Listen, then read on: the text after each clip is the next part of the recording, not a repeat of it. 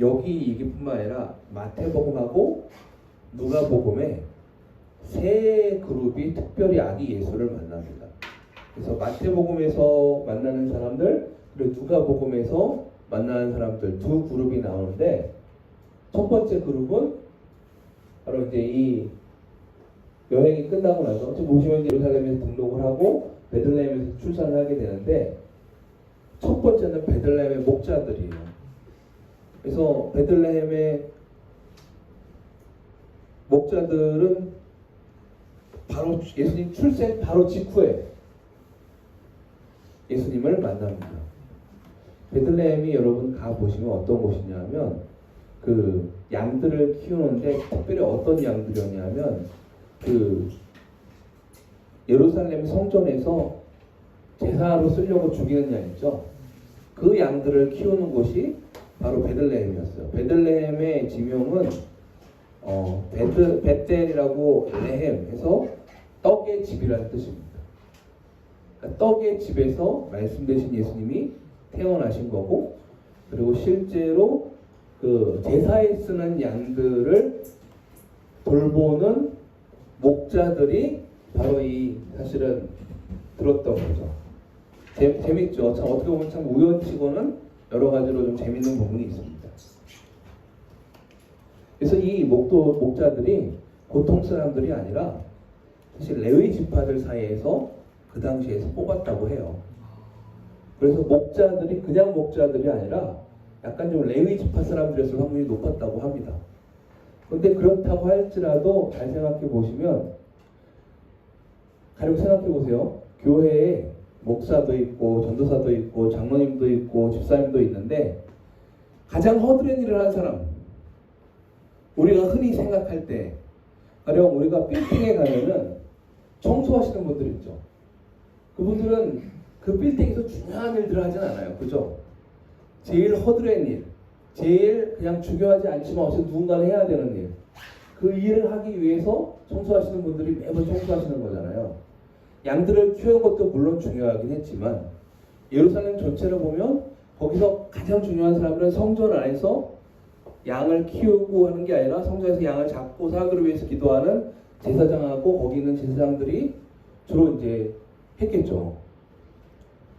그럼 이 레위 사람들은 그 그룹들 중에서는 제일 허드렛 일하던 사람이었던 거예요. 그렇게 예루살렘 전체에서 볼 때나 그 그룹 내에서 볼 때도 중요하지 않은 사람들로 보였던 사람들인데, 그 사람들이 바로 천군 천사의 방문을 받았던 사람들입니다. 되게 이상하다고 생각하지 않으세요? 저는 그거 보고 참 생각해 볼 만한 지점인 것 같았어요. 하나님의 천군 천사가 이렇게 얘기하면 조금 조심스러울 수 있지만, 우리나라 지금 현재 비유로 얘기하면 그래요. 목사님한테 나타난 게 아니었어요. 천군 천사가 누구한테 나타났어요? 거기서 막 열심히 이거 청소하시는 집사님들한테 나타나십니다. 혹은 가장 그 교회에서 작은 일들을 하고 계신 분들이 나타나가지고 내가 너에게 오늘 기쁜 소식을 알려주겠다고 합니다.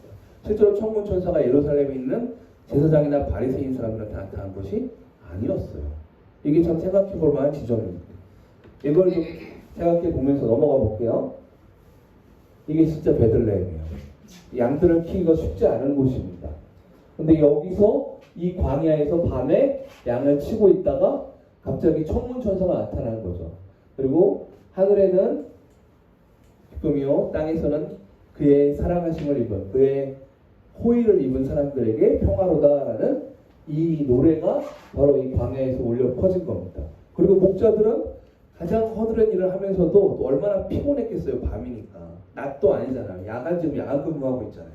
양들, 이 당시 이 베들레헴에는 아직 사자가 있을 때였습니다. 여러분 기억나시죠? 베들레헴이 누가 양을 치던 곳이에요? 다윗이 양 치던 곳이. 그죠? 그리고 베들레헴이 또 어느 장소였어요? 그 룻과 보아스가 만난 곳이기도 하죠. 그래서 하여튼 여러 가지로 유서가 깊은 곳인데, 여기는 아직 그 인도 쪽에서 건너오는 사자들이 이쪽에서 출몰했다고 해요. 실제로 기록을 보면 사자가 잡힌 것은 십자군으로 인해서 다 멸절되기까지는 사자가 있었다고 합니다. 그러니까 양들이 눈을 부라뜨겁게 얼마나 피곤하면서 이걸 하고 있었겠어요. 우리도 일상에서 이런 여러 가지 삶을 살고 여러분들 학교 공부하다 보면 얼마나 피곤해요. 그런데 그 중에 하나님께서 특별히 이 목자들에게 방문하신 겁니다. 그리고 아기 예수가 낳았다고 알려주신 거예요. 두 번째는 시므온과 안나가 예수님을 만났어요. 시므온과 안나는 마리아랑 요셉이 정결례와 할례, 그 헌신례를 행하느라고 예수님을 바치는 거죠. 장자니까, 모든 장자는. 그리고 또 그 출산을 하면은 여성을 부정하다고 해서 구약율법에 따라가지고 30일이 지난 다음에 그것을 깨끗게 하는 그 제사를 드려야 되는데 비둘기 한 쌍이나 이런 걸 바치면서 가나안 집이었기 때문에 비둘기 한 쌍 아마 준비했을 거예요. 가가지고 예루살렘에 갔더니 예루살렘에 누가 있었냐? 한 분은 할머니예요. 할머니도 어떤 할머니냐? 결혼한 지 얼마 안 돼가지고 남편을 잃었어요. 평생 혼자 사셨어요. 혼자 과부로 사시면서 누가 그 땅에는 남편이 없으면 어떡해요? 농사 짓는 사람이 없잖아요. 먹을 거 어떻게 해주겠어요? 먹을 것도 다른 사람 도움을 받으면서 이렇게 평생을 사셨지만 어쨌든 평생을 기도에 힘쓰셨던 할머니 한 분이 안나라는 할머니 한 분하고 어떤 할아버지가 있어요. 시므온이라는 할아버지인데 이 할아버지는 그렇게 막 제사장도 아니고 유명한 집안 출신도 아니세요. 그런데 성령이 그 위에 머물러 있었다라고 얘기를 해요. 평생 동안 기도와 경건한 삶으로 하나님께서 머물렀던 그 사람 둘에게 나타나십니다. 특별한 사람이 나타나신 것이 아니라 하나님을 사모하는 사람들에게 나타나셨어요. 그죠? 그리고 예루살렘에 유독 그 부부가 아기 예수를 데리고 갔었을 때 오직 그 두 사람만 성령께서 인도하셔가지고 아기 예수에 대해서 말씀을 해주시고 실제로 보여주십니다. 많은 제사장들이 있었어요. 많은 예루살렘에 꽤 높은 사람들이 있었어요. 그런데 정작 그 아기 예수를 볼 수 있도록 성령이 인도하신 사람은 아주 어떻게 보면 미천하 할 수 있는 자리에 있었지만 그럼에도 불구하고 순간순간 주님 앞에 무릎 꿇고 기도하면서 자기와 하나님과의 교제를 깊게 쌓아나갔던 그 두 사람한테 하나님이 만나주셨어요. 그래서 이 두 사람은 놀랍게도 아기 예수를 보고 예언을 할 수 있는 하나님의 은혜를 받습니다. 세 번째로 누가 왔어요? 동방박사라는 사람들이 왔습니다. 우리 동방박사 몇 명이에요? 3명이라고 성경에 나와 있지 않습니다. 동방박사가 왜 3명이라고 생각하냐면 성물이 3개라서 3명이라고 생각하는데 동방박사가 몇 명인지 나와 있지 않아요. 4명이나 5명일 수도 있고 10명일 수도 있습니다. 다만 선물은 3개를 드린 거예요. 그죠? 그리고 동방박사가 언제 왔어요? 동방박사가 언제 왔어요? 예수님 태어나서 바로 죽고 온 것처럼 생각을 하는데 생각해 보시면 잘 기록을 성경을 잘 읽어보시면 헤롯 대왕이 동방박사들이 왔다가 헤롯 대왕한테 와가지고 처음에 유대인이 왕이 어디냐고 물어보잖아요. 그죠? 무슨 얘기야? 유대인이 왕이라 내가 왕인데 화났잖아요. 그래서 야 제사장들 뭐야 나 물어보잖아요. 이게 예언적으로 하면은 메시아가 언제 어디서 나와? 했더니 베들레헴에서 나옵니다. 그랬더니 조용히 가가지고 베들레헴에서 나온다니까 가서 만나봐라. 그리고 갔다 온 다음에 나한테 얘기해라. 그리고 니들이 언제 첫 번째로 니들이 따라왔다는 그 별을 언제 봤는지 물어보잖아요. 나중에 동방박사들이 예수님을 만났잖아요. 집에 들어가서. 그런데 그때 쓰였던 헬라어가 엄밀하게 치면 이 아기 예수, 목동들이 봤던 아기 예수의 아기라는 단어가 달라요. 조금 더 큰 아기를 쓸 때 쓰는 단어를 씁니다. 그래서 그게 파이디온일 거야 아마. 그래서 그 단어는 뭐냐면 조금 더 큰 아기예요. 그리고 나서 집에 들어가서 동방박사가 뭘 드려요? 황금하고 유황하고 몰약 3가지를 드리죠. 그리고 나서 돌아갔어요? 안 돌아갔어요? 헤롯한테? 안 돌아갔어요. 꿈에 갑자기 헤롯은 안 좋은 마음을 품고 있다 라는 어떤 경고를 받으셨나봐요. 그래가지고 경고를 받고 다른 길로 해서 기뻐하며 돌아갔다고 했잖아요. 동쪽으로. 그죠? 그랬더니 헤롯이 열받아가지고 그 다음에 어떻게 했어요? 2살 이후에 이전의 모든 아기들을 베들레헴에서 죽이라고 합니다. 그 당시 베들레헴 인구상 아기들이 한 20명에서 30명 남짓 있었을 거라고 얘기를 해요, 학자들이. 실제로 그 아기들이 다 죽임을 몇 명인지 아무도 모릅니다. 죽임을 당했다는 거죠. 2살 미만이었다는 거는 뭘 의미해요? 동방 박사들이 올 시간이 최소한 1년은 걸렸을 거랍니다. 페르시아 쪽에서 왔을 리가 없어요. 페르시아에서 대략 수개월, 아무리 길어도 1개월이면 옵니다. 훨씬 더 긴 1년 거리면 내가 어디서 될까요? 동쪽에서 왔다고 그러니까 중국일 수도 있어요. 예, 아무도 모릅니다. 그러나 중요한 건 훨씬 더 먼 곳에서 왔을 확률이 있는데, 중요한 건 이분들이 누구였어요? 유대인들이 아니었어요. 그러니까 지금 예수님이 오신 걸 누가 알았어요? 처음에 사회에서 별로 중요하다고 생각하지 않은 목동들한테 하나님이 예수님 오셨다라고 얘기를 하십니다. 그 다음에 예루살렘에 그 많은 제사장들이 있었는데 그 중에서 기도를 열심히 했던 과부한테 찾아가시고, 또 기도를 열심히 해서 성령이 머물러 계시던 할아버지한테 찾아가십니다. 그리고 그 둘을 데리고 오셔서 아기 예수를 볼 수 있는 놀라운 영광을 주세요. 그죠? 그래서 인생에 아기 예수님 만날 기회가 있는 사람이 몇 명이나 있었겠습니까? 그죠? 그런데 그 다음에 누가 또 그 영광을 봐요? 헤롯을 보고 싶어도 못 봤습니다. 허락되지가 않았어요. 그죠? 헤롯과 많은 제사장들은 허락되지 않았는데 이방인들이 와가지고, 근데 잘 생각해 보시면 이방인들이 뭐 보고 왔다고 그래요? 별 하나 보고, 별 하나 보고. 누가 여러분들한테 어디서 예수님이 태어나셨으니까 가라 라는 말 하나만 가지고 1년이 걸리는 가장한 도적을 만날 수도 있고 죽을 수도 있고, 당신은 정말 야생 동물을 만날 수도 있고 별의별 걸 다 만날 수 있잖아요.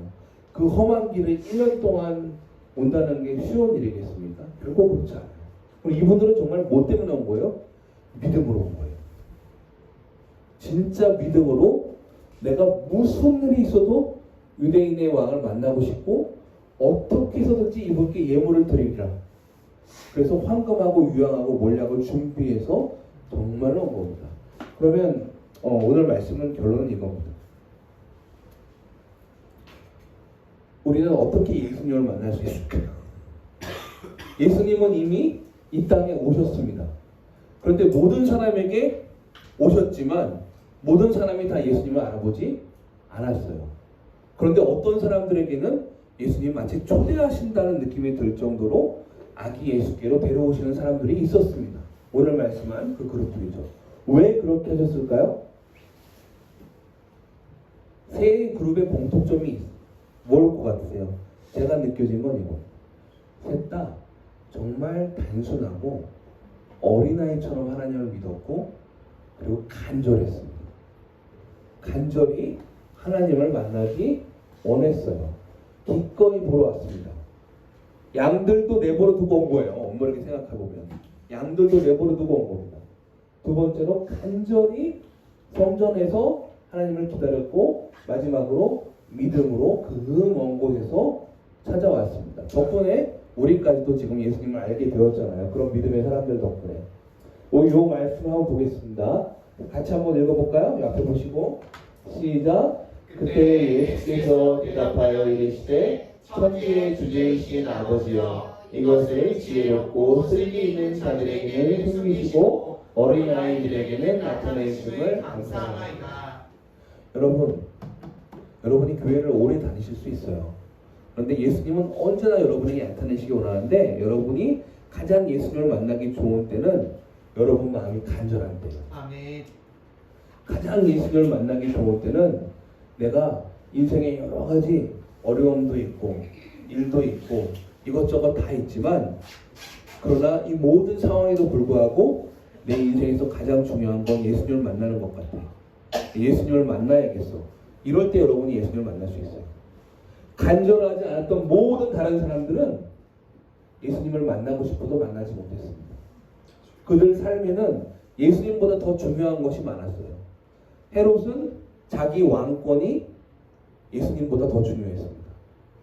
제사장들은 자기 지위가 천군천사의 방문을 받는 것보다 더 중요했어요.